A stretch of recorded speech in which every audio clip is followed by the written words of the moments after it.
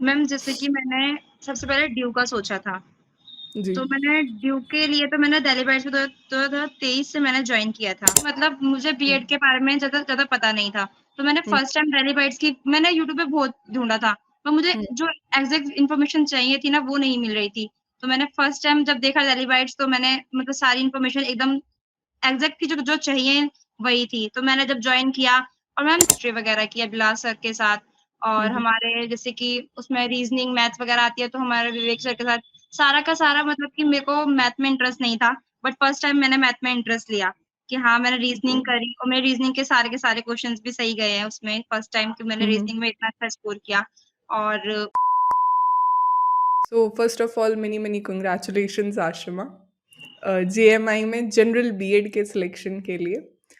Thank you ma'am. अक्सर क्या होता है ना कि जामिया जैसे यूनिवर्सिटीज़ जो होते हैं ना, ये बच्चों का ड्रीम होता है। जी मैम। रीज़न बहुत ऑब्वियस है, जामिया एक तो one of the oldest university में से एक आती है और जो उसकी सबसे अच्छी बात है ना कि बीएड वगैरह वहाँ पे बहुत तरीके से होता है। तो जी मैम। आप स्टूडेंट्स के one of the dream college में आपका सिलेक्शन हुआ है। तो हम इसकी सबसे पहले तैयारी से ही शुरू करेंगे कि आपने प्रिपरेशन अपना शुरू कैसे किया बीएड के लिए? आशिमा? मैम जैसे कि मैंने सबसे पहले ड्यू का सोचा था। जी। तो मैंने ड्यू के लिए तो मैंने दिल्ली बाइट्स में 2023 से मैंने जॉइन किया था। हुँ, हुँ। 2023 से, यस। Yes ma'am. तो पर मतलब मैंने उस साल मेरा ग्रेजुएशन चल रहा था तो इसलिए मैं सही से दे नहीं पाई थी। अब मेरे को उस टाइम जेएमआई के बारे में पता नहीं था, तो इस साल मैंने जेएमआई का दिया था। मैंने दिल्ली बाइट्स पे ही एंट्रेंस के लिए प्रिपरेशन की थी फर्स्ट टाइम जेएमआई के लिए। ड्यू से तो मैं पहले से ही मैं जे दिल्ली बाइट्स से जुड़ी हुई हूँ। और हुँ, मेरा हुँ। सिलेक्शन इंटरव्यू वगैरह भी मतलब मुझे लगा था कि कैसे होगा, तो मतलब सर ने मॉक इंटरव्यू वगैरह भी लिया था, तो ईज़िली हो गया। ओके। आशिमा मुझे एक बात बताइए कि डेली बाइट्स के जैसे आप बैचेज़ में एनरोल थे या जो भी रिसोर्स मटेरियल आपने लिया, उसके अलावा क्या स्टूडेंट्स को कोई और रिसोर्स मटेरियल लेने की आवश्यकता है? लेट्स मैम से नहीं। ओके, लेट्स से अगर मैं एकदम बीएड के बारे में मुझे कुछ नहीं पता है, तो मेरा इमीडिएट स्टेप क्या होना चाहिए अगर मैं डेली बाइट्स के बैचेस को लेके चल रही हूँ और उसके रिसोर्स मटेरियल्स को अगर मैंने अपनी स्ट्रैटेजी में शामिल किया है, तो उसके अलावा मेरी और क्या स्ट्रैटेजी होनी चाहिए? आशिमा? मैम मैं अपना एक्सपीरियंस शेयर करूँ तो मतलब मुझे हुँ, बीएड के बारे में ज़्यादा पता नहीं था। तो मैंने हुँ, फर्स्ट टाइम दिल्ली बाइट्स की मैंने यूट्यूब पे बहुत ढूँढा था, पर मुझे हुँ, जो एग्ज़ैक्ट इन्फॉर्मेशन चाहिए थी ना वो नहीं मिल रही थी। तो मैंने फर्स्ट टाइम जब देखा दिल्ली बाइट्स तो मैंने मतलब सारी इन्फॉर्मेशन एकदम एग्ज़ैक्ट की जो जो चाहिए वही थी। तो मैंने जब जॉइन किया और मैम जैसे कि मटेरियल की बात है तो इनफ से भी ज़्यादा ही मिलता है, कम नहीं मिलेगा कि हाँ, कि जितना जितना कोर्स अगर अगर एंट्रेंस का जितना लेवल रहता है उससे ऊपर ही प्रिपरेशन रहता है, नीचे नहीं रहेगा कभी भी। ठीक है आशिमा। तो आप थोड़ा-सा अपने ना प्रिपरेशन का एक्सपीरियंस आप शेयर करो। बेसिकली जैसे रिकॉर्डिंग्स वगैरह के रिगार्डिंग जैसे सर कहते हैं कि रिकॉर्डिंग्स वगैरह आपको अवेलेबल हो जाएगी। किस तरीके से आपने तैयारी करी? ज़रा आप इस बात को एक्सप्लेन करो आशिमा। Yes ma'am. मैम जैसे कि एंट्रेंस का रहा तो मैंने जैसे कि हमारे जीके की क्लासेस हुई थी सारी हिस्ट्री वगैरह की अभिलाष सर के साथ हुँ, और हुँ। हमारे जैसे कि उसमें रीज़निंग, मैथ्स वगैरह आती है तो हमारे विवेक सर के साथ सारा का सारा मतलब कि मेरे को मैथ में इंटरेस्ट नहीं था, बट फर्स्ट टाइम मैंने मैथ में इंटरेस्ट लिया कि हाँ, मैंने रीज़निंग हुँ, करी और मेरे रीज़निंग के सारे क्वेश्चन्स भी सही गए हैं उसमें फर्स्ट टाइम कि मैंने हुँ, हुँ। रीज़निंग में इतना अच्छा स्कोर किया और जीके तो मेरा सिर्फ़ अभिलाष सर की वज़ह से ही अच्छा हुआ है और और रिकॉर्डिंग की बात रही तो मैम रिकॉर्डिंग तो 24 आवर से पहले ही मिल जाती है मैम, लेट कभी नहीं होती और लेट हुआ भी है तो मतलब हम हैंडलर से कर लेते हैं कॉन्टैक्ट तो हो जाता है। वैसे तो कभी होता नहीं ओके। है और जॉइन वगैरह करने का भी रहा तो मैम टाइम अगर 9:15 पे क्लास शुरू होनी है, 9 बजे हुँ, का बोला है और डिले हो गया है थोड़ा-सा तो मैम सर पहले ही मैसेज वगैरह कर देते हैं कि हाँ 9:15 पे शुरू करेंगे हम लोग ताकि स्टूडेंट का टाइम वेस्ट ना हो। मैम जी। मेरा एक्सपीरियंस बहुत अच्छा रहा है। बहुत बढ़िया।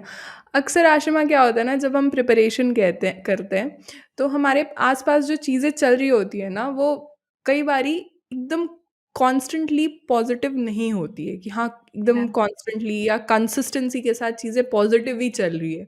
कई बारी होता है हमारा हेल्थ ख़राब हो जाता है, कई बारी होता है कि हमारे आस-पास चीज़ें जो है ना वो अननेसेसरी ख़राब होने लगती है, जिस वज़ह से हम लो साउंड करते हैं। तो इस तरीके के माहौल में आशिमा आपने कैसे खुद को मोटिवेट रखा और किस तरीके से आपने मेक थ्रू किया जेएमआई के पेपर को? आशिमा? मैम जैसे कि मेरा 2023 में नहीं हुआ था, ड्यू हुँ, के लिए मैंने किया था। हुँ, हुँ, मतलब मेरे वहाँ पे उस टाइम ग्रेजुएशन में भी इन्वॉल्व थी, तो इसीलिए थोड़ा-सा रह गया था। पर जैसे सर से मैंने हमेशा से कनेक्ट रही हूँ, तो सर ने बोला है कि ऐसा नहीं है कि रिज़ल्ट अभी नहीं आया, तो अगर तुम कोशिश करते रहोगे ना, तो एक दिन मेक थ्रू ज़रूर करोगे। बस मैम वही कि मेरा आज मेक थ्रू हुआ है। एक ना एक अपॉर्च्युनिटी तो मिलती ही है, कि कहाँ से और रही बात तो मैम जैसे कि मैंने कंसिस्टेंसी तो मैम जैसे कि मेरे को ऐसा लगता है कि मेरा मोटिवेशन सबसे ज़्यादा विलास सर से ही रहता है। और मैं जैसे कि जुड़ी रहती हूँ ना पहली बाइट से तो मैं कंसिस्टेंस रहती ही रहती हूँ। तो मैं चाहती भी हूँ कि फ्यूचर में भी मैं जुड़ी जुड़ी ही रहूँ ताकि मैं अपना फ्यूचर गोल्स पूरे कर सकूँ। Okay Ashima that is great thing. Ashima आने वाले बच्चों के लिए जो बच्चे नाउ ऑनवर्ड्स प्रिपेयर कर रहे हैं बीएड एंट्रेंस एग्ज़ामिनेशन के लिए, उनके लिए क्या मैसेज रहेगा आशिमा? वो सारे बच्चे किस तरीके से प्रिपरेशन को परस्यू करें और किस तरीके से बीएड एंट्रेंस एग्ज़ामिनेशन को मेक थ्रू करें कि उन्हें भी अच्छे से अच्छा कॉलेज जेएमआई जैसा यूनिवर्सिटी वो मेक थ्रू कर पाएँ? मैं अपने एक्सपीरियंस से बोलूँ तो मैम जैसे कि मैंने किया है मेरे को नहीं लगता कि मैंने कहीं और किया होता तो मेरा होता। सही बताऊँ मैम। जैसे कि मुझे अपना जैसे कि रेगुलर पढ़ना है, क्लास लेनी है 9 से 12 12 क्या 1 भी बज जाता था मैं बैठते-बैठते। तो मतलब कि डेली बाइट से अगर जुड़े हैं तो होना ही होना है। ऐसा नहीं है हुँ, कि हुँ, नहीं होगा। क्योंकि मैंने देखा है क्लासेस में सर अगर कोई बच्चा नहीं भी बोलता है ना, तो वो भी बोलता है। उससे भी सर बुलवाते हैं कि तुम बोलो, तुम बताओ ऐसे कैसे ये वो और अगर एक्टिविटीज़ के थ्रू भी मैंने सीखा है कि जैसे कि हमारा जीके में एक्टिविटीज़ भी हुई थी हमारी हुँ, प्रेज़िडेंट हुँ। वगैरह के ऊपर, तो हमें खुद भी नॉलेज गेन करने का मौका मिलता है, उस चीज़ को सर्च करने का मौका मिलता है कि हाँ, उसके बारे में हम खुद पढ़ें, ताकि हम प्रेज़ेंट कर पाएँगे खुद। किस तरीके की एक्टिविटीज़ हुई थी ज़रा आप मैम, जैसे हुँ, हुँ। कि हमारे को रोल दिए गए थे हुँ, प्रेसिडेंट, हुँ। वाइस प्रेसिडेंट और एडिटर जनरल और हुँ, हुँ। सीपीए वगैरह इन सब के ऊपर। तो हुँ, हुँ। पर्टिकुलर एक बच्चे को एक प्रिपेयर करना था, मुझे प्रेसिडेंट मिला था। तो उसके थ्रू मैंने जैसे कि मैंने कभी पीपीटी वगैरह भी नहीं बनाई थी। तो फर्स्ट टाइम मुझे प्रेसिडेंट का मिला था, तो मेरा तो हक बनता था कि मैं पीपीटी बना के ही प्रेज़ेंट करूँ। तो मैंने हुँ, हुँ। पीपीटी भी बनाई खुद, उस पे भी मेरा हाथ साफ हुआ, यही सब हुँ। था। ओके सो लाइक किस तरीके से अगर आपसे मैं पूछूँ कि आपका एक वन लास्ट मैसेज हमारे आने वाले स्टूडेंट्स के लिए, तो वो क्या रहेगा? मैम, मेरा तरफ से तो जेएमआई के लिए अगर आप जेएमआई ड्यू हो, अगर हुँ, आप हुँ। ड्यू में भी इन्वॉल्व हो तो वहाँ से भी आप अगर जेएमआई के लिए तो हो जाता है। जैसे कि और लास्टली कहूँ मैं तो मैम दिल्ली बाइट्स के थ्रू तो होना ही होना है, अगर आप जुड़े रहते हो तो। Okay, thank you so much Ashima. This will be all for this session. Thank you thank so you ma'am, much and thank you for your time and words. Thank you. Thank you ma'am.